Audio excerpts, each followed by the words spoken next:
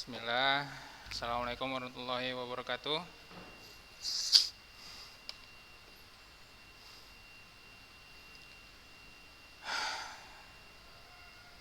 Apa kabar antum semua? Sehat?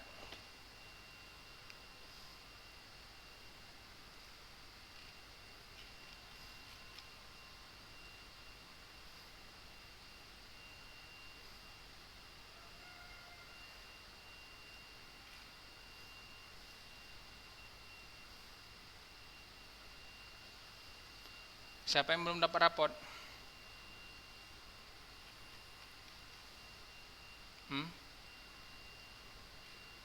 Ada yang belum dapat rapot?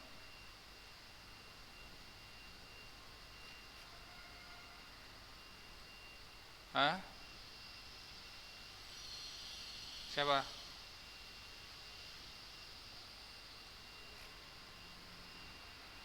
Kelas 11. Kita udah sampai mana? Oh iya, ekspresi, ampun. Berapa bab lagi kita nih? Berarti anda anggap udah semua udah dapat rapot ya?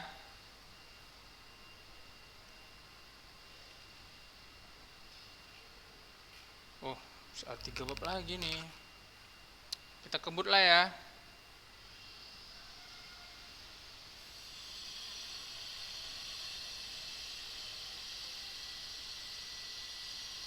Seenggaknya kita ini udah masuk bab 9. Bab 9, nah, mau masuk reproduksi kita.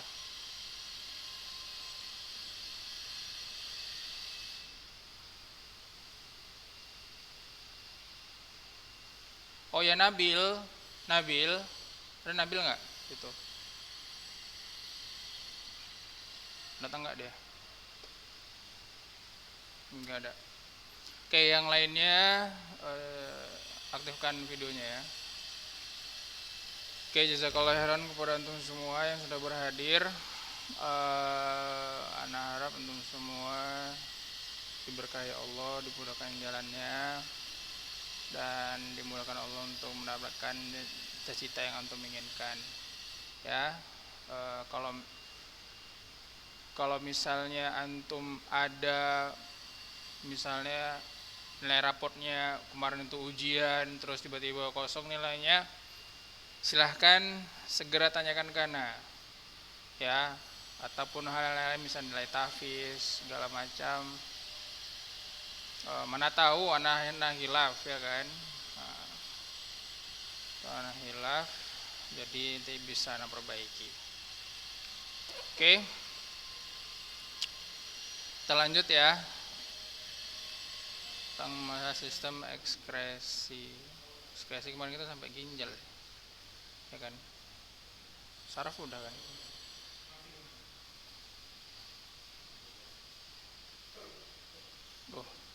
Regulasi nih.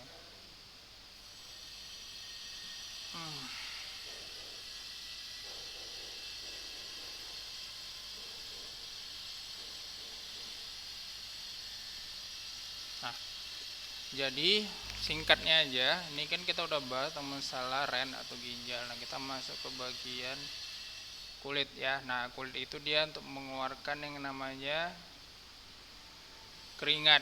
Nah, fungsi keringat itu apa dikeluarkan? Fungsi keringat adalah untuk mendinginkan ya, untuk mendinginkan kulit antum yang terasa panas. Nah, terasa panas ya kan. Kayak mana dia kok bisa panas? Pertama, pas antum olahraga. Nah, langsung olahraga, badan antum tuh jadi panas. Nah, karena udah panas, keringat itulah yang bakal dikeluarkan oleh kulit sehingga dapat mendinginkan kulit. Kalau panas juga seperti itu, olahraga juga buat seperti itu. Jadi kalau misalnya dingin cuacanya, nah nggak ada keluar keringat, ya nggak ada keluar keringat kalau misalnya dingin, ya. Misalnya di musim dingin antum, nggak ada antum keluar keringat di situ. Karena apa? Karena kulitnya, pori-porinya itu dia menutupkan sel kulit itu kan ada pori-pori nih. Nah, ini pori-pori ini lubang-lubang nih. Ini tempat keluar keringat. Jadi ini menutup. Nah, untuk kenapa dia menutup, Ustaz? Karena dia itu untuk mengurangi ataupun menjaga suhu dalam kulit itu dalam stabil, ya. Jadi tidak ada keluar udara masuk ke dalam dan juga tidak ada air yang keluar, sehingga suhu tubuhnya stabil. Nah, kulit itu ada 3 lapisan, ya. Ada bagian epidermis. Epidermis inilah tempat bagian luar. Nah, epidermis ini adalah tempat di mana tempat pergantian kulit. Kalau misalnya antum ada lihat di tangan antum, di kaki antum ada ganti kulit. Nah, ini adalah bagian epidermisnya, ya. Nah, epidermis ini dia berlapis-lapis. Kalau bagian atasnya sudah mati, nanti bakal diregenerasi lagi di bagian bawah. Atas nanti udah mati, bawah masuk lagi, ini lagi, gitu seterusnya, ya. Nah, yang kedua adalah bagian dermis. Nah, dermis ini adalah tempat di mana sistem-sistem ataupun alat-alat yang ada, alat-alat di bawah kulit, misal itu seperti kayak akar rambut, minyak rambut, nah, arteri, vena, kelenjar minyak, dan lain sebagainya. Ini tempat-tempat sistem, tempat berkumpulan sistem. Nah, jadi kalau misalnya antum, kenapa antum waktu ditarik kulit matinya itu tidak sakit? Ya, karena hanya bagian dermis aja. Kenapa nggak sakit? Karena di bagian dermis ini tidak ada namanya aliran darah. Nah, ya. Nah, tidak ada namanya aliran darah. Apabila kalau misalnya antum mencabut kulitnya sampai ke bagian dermis, nah, sampai ke darah, nah barulah terasa sakit. Ya. Nah, jadi antum sebenarnya rasa sakit itu ada terjadi karena pecahnya pembuluh darah, ya. Nah, misalnya nih antum ada kulit nih di sini di ujung dekat kuku, ya kan. Ada apa nih, kulitnya terkelupas kan gitu. Tiba-tiba antum tarik. Bebek makin tarik kok makin ke dalam. Nah, awalnya nggak sakit. Tiba-tiba pas tarik kemari, saat ini loh kok makin panjang. Nah, kok makin dalam, nah, masa sakit jadinya. Itu karena pembuluh darahnya sudah rusak. Bisa nggak kembali lagi seperti semula? Saat bisa. Nah, itu bagian dermis, ya. Lalu bagian ketiga itu adalah hipodermis. Namanya hipodermis. Nah, hipodermis itu adalah bagian bawah kulit yang banyak terkumpul yang namanya lemak-lemak. Nah, banyak terkumpulnya lemak-lemak. Jadi lemak antum itu di bawah kulit, pas di bawah kulit. Jadi ada kulit, epidermis, dermis, hipodermis, ada lemak, baru di bawahnya itu adalah otot. Nah, setelah ada otot baru tulang. Itu dia. Jadi kalau misalnya antum makan ayam, nah kalau antum bersihkan ayam, antum ambil kulitnya, antum lihat di balik kulitnya itu ada kayak minyak-minyak atau kayak kuning-kuning, nah itu lemaknya. Ya, sama juga kayak kulit manusia juga seperti itu. Baru jumpa dagingnya, itulah dagingnya itu otot. Setelah dari otot baru masuk ke tulang. Oke, ada pertanyaan? Ada, ya, lanjut. Nah, yang masuk kita yang ketiga itu ada paru-paru. Nah, paru-paru yang seperti yang kemarin bahas, ya. Paru-paru itu dia mengeluarkan karbon dioksida. Oke, nah rasanya nggak perlu dibahas lagi. Lalu ada namanya hati. Nah, ini hati ini terdapat di bagian diafragma. Diafragma itu apa, Ustaz? Diafragma itu adalah pemisah antara bagian rongga dada dengan rongga perut. Nah, itu ada diafragma itu bentuknya seperti kayak selaput plastik gitu, dia melebar gini. Nah, hatinya ada di mana? Pas di bawah diafragma itu. Ya. Nah, fungsinya hati sini adalah memproduksi metabolisme, ya, seperti protein, lemak, penetran racun, dan gudang penyimpanan berbagai zat yang berguna untuk tubuh. Nah, fungsi dari hati ini adalah menghasilkan cairan empedu, ya. Nah, ingat, hati itu adalah mengeluarkan cairan empedu. Untuk apa cairan empedu itu, Ustaz? Nah, itu dia cairan empedu itu dia mengandung bahan-bahan seperti garam-garaman, pigmen, bilirubin, dan lain-lain sebagainya. Itu adalah untuk merombakan hasil hemoglobin darah yang berlangsung dalam hati. Ya, jadi dirombak lagi dalam darah itu, dirombak lagi dalam hati. Nah, untuk memproses yang namanya zat-zat yang terdapat dalam darah tersebut tadi. Nah, seperti kita tahu, darah itu adalah tempatnya mentransfer makanan, tempatnya sumber energi, ya. Jadi kalau misalnya antum kekurangan darah, antum kurang energinya, mukanya jadi seperti pucat, dan lain sebagainya, lemas, letih, lemah, lesu, lunglai. Itu dia 5L. Nah,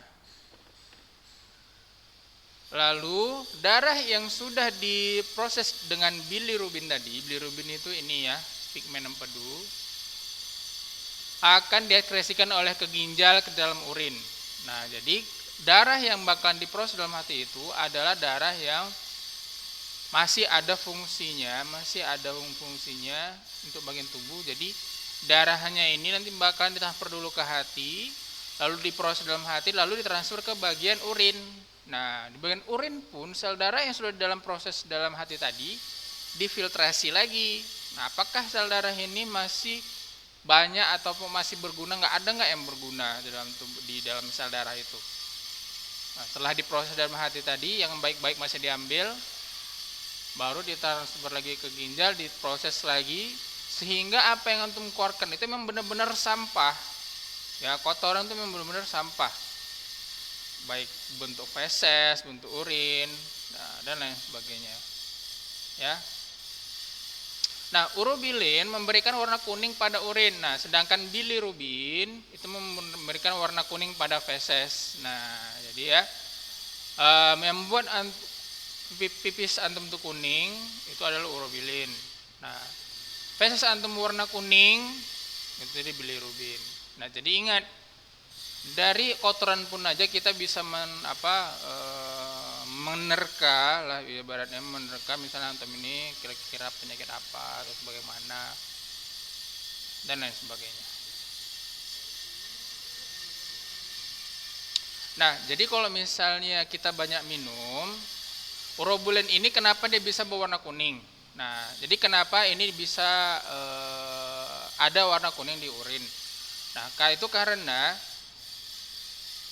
waktu antum dalam proses metabolisme antum masih kurang yang namanya cairan. Nah, jadi antum masih kurang cairan. Namun urobilin ini dia tetap urobilinnya fungsinya adalah mengcover kekurangan cairan tersebut. Nah, di bagian hati, ya.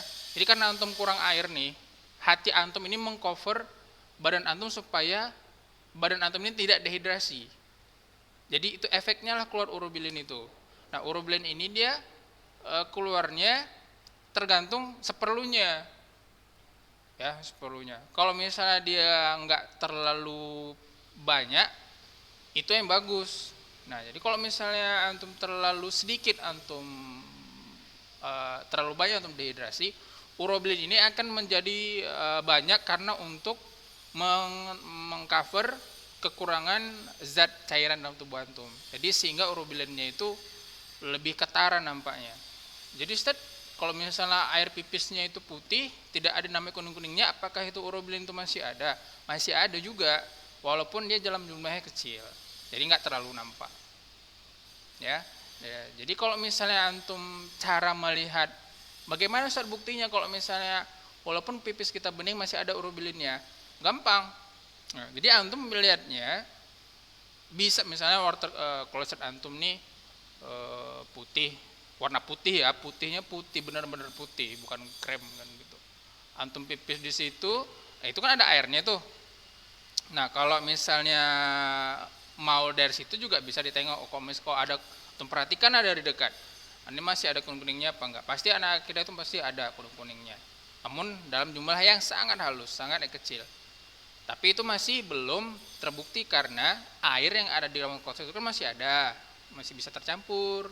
Jadi dia nggak terlalu nampak. Caranya gimana, Ustaz? Ya, antum pakai apa namanya? Kalau kami dulu di lab tes urin, kami ada nama tes urin. Jadi pipis kami itu taruh dalam tabung reaksi. Antum tahu nggak tabung reaksi? Dia gelas kaca panjang gitu kan. Dimasukkan situ. Terus karena baju lab kami putih, nah jadi kami tengok, kami tempel di baju kami. Nah, itulah nampak kontrasnya suatu cairan. Warna ini sebenarnya warna apa? Gitu. Ya, seperti itu. Semakin banyak antum kekurangan cairan, semakin banyak itu urobilin yang diproduksi, sehingga kadang masih berwarna merah bata kadang, saking kuningnya. Jadi antum jangan sampai dehidrasi ya. Lanjut. Nah, ini ada gangguan penyebab sekresi pada manusia. Nah, pada ginjal itu ada namanya gagal ginjal. Nah, ini dia tidak menjalankan fungsinya dengan baik.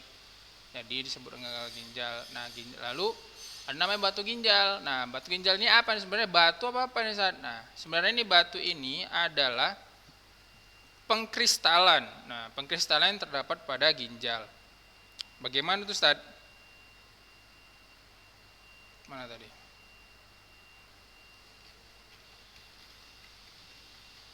Nah, pengkristalannya itu terjadi di bagian sini, di bagian ginjal. Kenapa itu kristal itu bisa terjadi? Nah, jadi kristal itu sebenarnya adalah mineral-mineral yang terdapat dalam cairan tubuh antum yang menumpuk.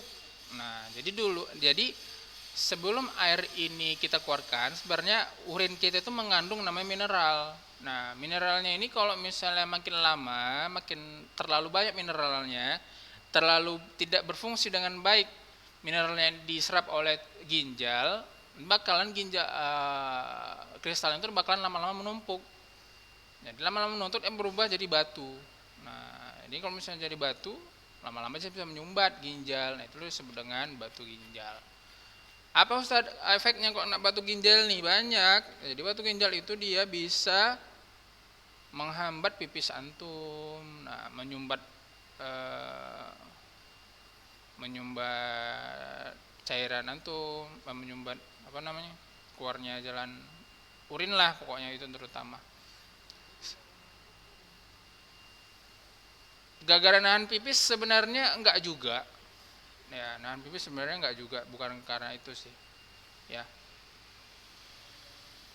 Bukan terlalu pipis. Jadi kalau misalnya kalau terlalu banyak nahan pipis itu Anda sih nggak tahu ya efeknya apa, cuma tetap aja nggak bagus tuh nahan pipis, ya. Nah, jadi selain dari pengkristalan itu juga terjadi namanya ada kelainan hormon, ya.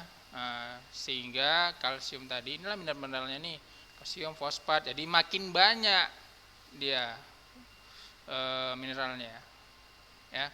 Banyak makin mempercepat pengkristalan lah jadinya, ya. Jadi usahakan antum itu cukup banyak minum air, ya. Jadi banyak minumnya air itu tergantung dari berat badan antum. Jadi semakin besar antum, seharusnya itu makin banyak itu maksudnya mengkonsumsi air, ya, supaya antum nggak dehidrasi. Nah, jangan udah dehidrasi nih, nggak lupa pula buat minum mana. Oke. Dan lain sebagainya, ya. Ini glomerulus berarti ada bagian masalah di bagian glomerulus. Glomerulus ini apa? Kalian tahu glomerulus itu di mana?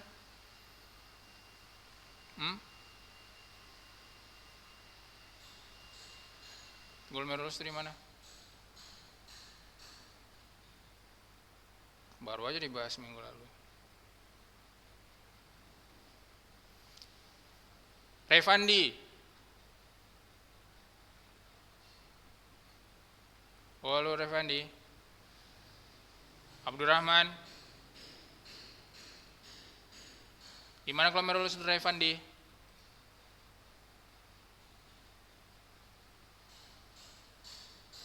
Ini Abdurrahman apa Abdurrahman Faiz ini? Namanya Abdurrahman. Antum kan coba Abdurrahman dulu.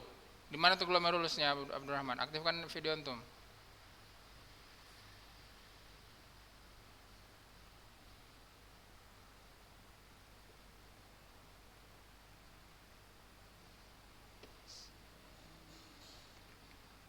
Lama banget. Siapa yang bisa tahu? Glomerulus itu di mana? Ah, bukan.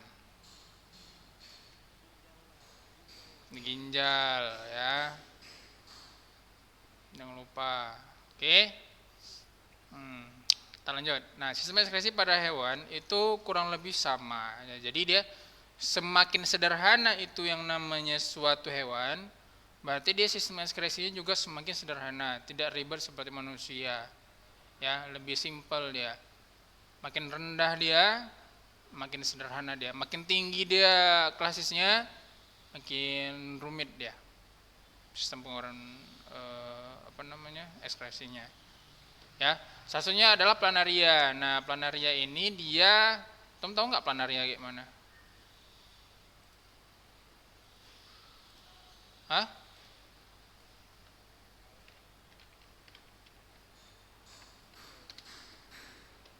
Ini atau disebut dengan cacing pipih.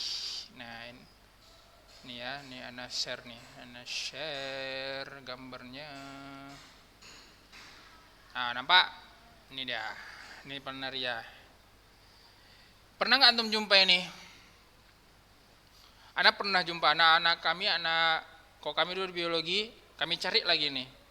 Jadi planaria ini dia, kalaupun misalnya dia diputus, nah diputus nih kan seperti ini, nanti dalam beberapa hari yang putusan ini nanti bakalan tumbuh kepala, yang kepalanya nanti bakal tumbuh badan. Iya. Jadi dia jadi langsung ada dua badan. Nah, jadi kalau misalnya antum belahnya kayak gini, dari sini kepala sampai di sini tengahnya ya, kayaknya terbelah dua tuh kepalanya kan. Antum belahnya dari sini kemari, antum nampak nggak pointer Ana? Nampak ya. Nah, antum putus dari sini kemari, nanti lama-kelamaan dalam 7 hari kemudian nanti ada tumbuh kedua kepalanya, seperti itu. Dari ekor ke sini tumbuhlah 2 ekornya. Untuk sini potong dari ujung sampai ujung, dari 2 lah badannya. Terus seperti itu. Itu adalah uniknya planaria. Iya. Sama kayak bintang laut juga seperti itu. Sama. Ya, nah ini dia. Ini matanya nih ya, ini matanya. Oke? Ini planaria yang agak besar ini. Ini bagian anatominya. Kalau ini kami ambilnya di batu. Nah, batunya ini batu yang di Sibolangit, batu air di sungai-sungai Sibolangit. Karena dia hanya bisa hidup di air yang jernih, ya. Ini planaria yang besar nih, Anda belum pernah jumpa kayak gini. Oke, yang Anda jumpa seperti ini aja gambarnya. Oke, kita lanjut ya. Nah, selain planaria ada juga namanya itu disebut dengan sel api ya, nama jaringannya. Nah, sel api inilah dia fungsinya untuk menyerap, menyaring sisa-sisa metabolisme dan juga mengeluarkan kotoran-kotoran ya. Ini dia planarianya. Ini sel apinya. Sel apinya itu ada di gambarnya tadi, nampak nggak sih?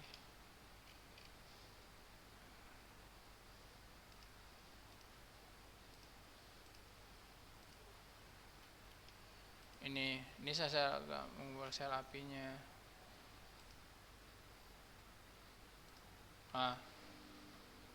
Itu sel apinya di sebelah sini ya. Dan keluaran metaboliknya juga di sini juga di kulitnya. Oke. Lanjut.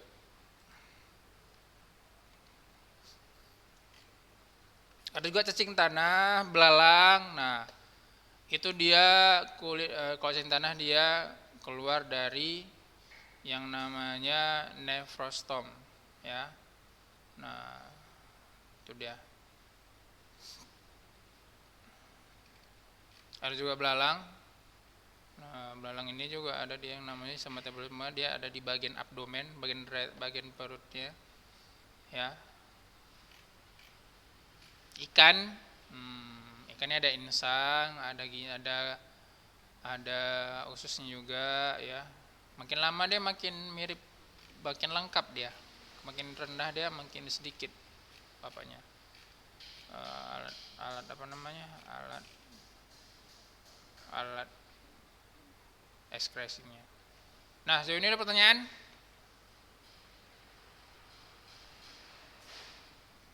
Ada?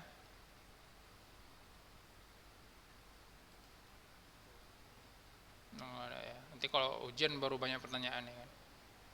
Pas ujian baru banyak pertanyaan. Kalau kayak gini nggak ada pertanyaannya.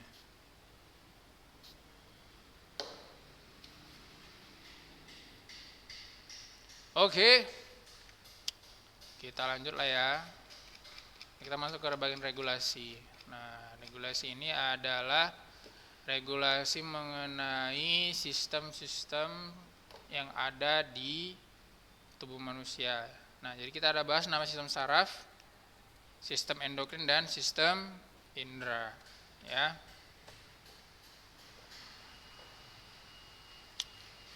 Saraf. Jadi nama sistem saraf itu adalah tempat yang namanya memproses, ada juga reaksi. Ya, jadi ada input, processing, output. Jadi kalau misalnya kayak komputer, ada input. Nah, inputnya apa, Zat? Inputnya itu keyboard. Inputnya keyboard dari mouse, ya kan? Nah, pas diantum ketikkan kata hello, HELLO, nah lalu yang antum ketikkan ini bakal diproses di CPU. Antum tahu nggak kepanjangan CPU apa? Ada yang tahu kepanjangan CPU apa? Antum ada belajar komputer nggak sih? Hah? Nah, warnet. Hah? Apa CPU? CPU itu singkatan dari apa? Prosesor. Ada P prosesor. Ada bacaan I Indonesia gitu. Central Processing Unit. Jadi itu adalah tempat pusatnya memproses data, ya. Nah, setelah antum itu proses datanya di CPU, nanti keluar tuh hasil prosesnya. Apa outputnya? Outputnya itulah dari layar monitor. Muncullah itu di Microsoft Word itu bacaan H, ada huruf E. Nah, begitu juga tentang sistem saraf. Antum bakar tangan antum ini, sistem saraf yang ada di kulit bakal mentransfer ataupun menginformasikan bahwasanya ada sesuatu yang mengenai kulit antum. Lalu itu bakal diproses di otak. Dan otak itu bakal proses apa kira-kira yang membuat ini panas, ini terjadi. Oh, rupanya yang membuat ini kulit ini terjadi sedikit sakit karena ada panas di situ. Oh, barulah antum bereaksi bahwasanya itu panas, hindari panas, kata si otak. Langsung antum mengawaskan tangan antum. Contoh, ini ada hand sanitizer lah, ya kan? Hand sanitizer ini ada di bawah di meja. Antum melihat ini, antum lagi butuh yang namanya hand sanitizer lah misalnya. Antum proses, oh, anda lagi butuh ini, oke. Kemudian antum mencari pakai mata, ya kan? Cari itu pakai mata ya, mau pakai mulut ya. Woi, mana hand sanitizer? Mana hand sanitizer? Itu nyari pakai mulut. Kalau cari mata dicari, gitu. Cari pakai mata, mata menangkap yang namanya informasi bahwasanya hand sanitizer itu ada di meja. Nah, setelah antum nampak hand sanitizer di meja, barulah yang namanya otak memerintahkan tangan untuk mengambil hand sanitizer dan menyemprotkannya ke tangan antum. Itu adalah hasil dari outputnya. Prosesnya itu di sini. Apa yang antum lakukan itu ada di apa yang antum mau lakukan itu ada di otak. Oke? Dan kira paham ya. Nah, jadi untuk hari ini itu aja. Nanti minggu depan insya Allah kita bahas inilah ya. Agak-agak cepat nanti kita ya. Oke. Oke, sekian untuk hari ini. Jazakallah khairan kepada antum semua yang sudah berhadir ya. Jadi anak harap tuh raportnya udah semua ya. Jadi anak ngedak lagi ya. Oke. Oh iya, Nabil, itu raport antum tuh ada sedikit perombakan ya Nabil. Ada kemarin tuh anak ada salah input ya. Nanti anak kirim lagi nilainya. Ya. Hah? Ini siapa yang ngomong ini? Ini siapa yang ngomong ini?